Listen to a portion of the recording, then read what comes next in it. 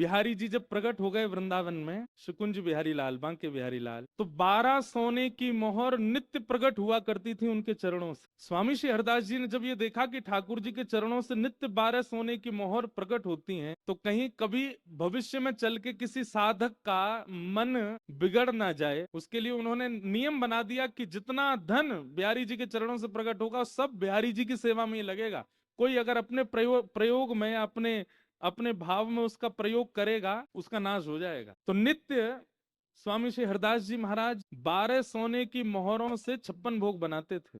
थोड़ी सावधानी से सुनिएगा, ये रसिकों की बात है, सब जगह प्रकट होती नहीं, क्योंकि सागर वृंदावन है इसलिए बोल रहे हैं हम। तो 12 सोने की मोहर, कितना प्रसाद बनता होगा उससे, पूरा वृंदावन पा लेता था। और केवल वृंदावन के मानव ही नहीं पाते थे, वृंदावन के वनचर, जलचर, थलचर सब पाते थे, सबको प्रसाद वितरण किया जाता था। स्वामी जी ने नियम बना रखा था, ये पक्षियों के लिए है, ये वनचरों के लिए है, ये जलचरों के लिए है। लेकिन स्वयं स्वामी श्री हरदास जी महाराज वो क्या पाते, कुशा, एक कुशा लेते और खीर में बोरते, जितनी कुशा में खीर आती उतनी पाते बस। आजकल के वैष्णवों को सीखना चाहिए, हम किसी की निंदा नहीं कर रहे हैं, पर आजकल वैष्णव ऐसे भी हो गए, घर में ठाकुर जी की सेवा करते हैं और फिर अपनी जीव को जो चाहिए वो ठाकुर जी को भोग लगा देते हैं। खुद की खाने की मन हो रही है पानी पूरी, तो ठाकुर जी को पवा देंगे और फिर भोग का नाम लेके खुद पा लेते हैं। कई घरों में तो खुद का मन करता है कि हम बर्गर खाएं, तो घर होममेड बर्गर बनाते हैं ठाकुर जी के लिए, ठाकुर जी को भोग बना के पवा देते हैं। एक घर में तो हमने देखा,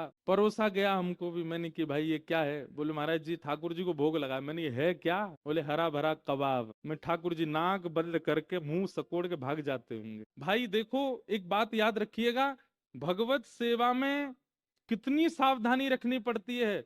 जिन व्यंजनों का नाम भी उचित नहीं है वो भी ठाकुर जी की सेवा में नहीं जाते, जिन व्यंजनों का स्वरूप सुंदर नहीं वो भी कहीं कहीं ठाकुर जी की सेवा में नहीं जाते। अब जैसे कई मंदिरों में बैगन का भरता का भोग लगता है, पर बैगन का भरता उसको जब छिलका उतार के मीट दिया जाता है उसका स्वरूप इतना सुंदर नहीं होता। कई मंदिरों में उसका भोग नहीं लगता, कई मंदिरों में टमाटर का भोग नहीं लगता। क्यों?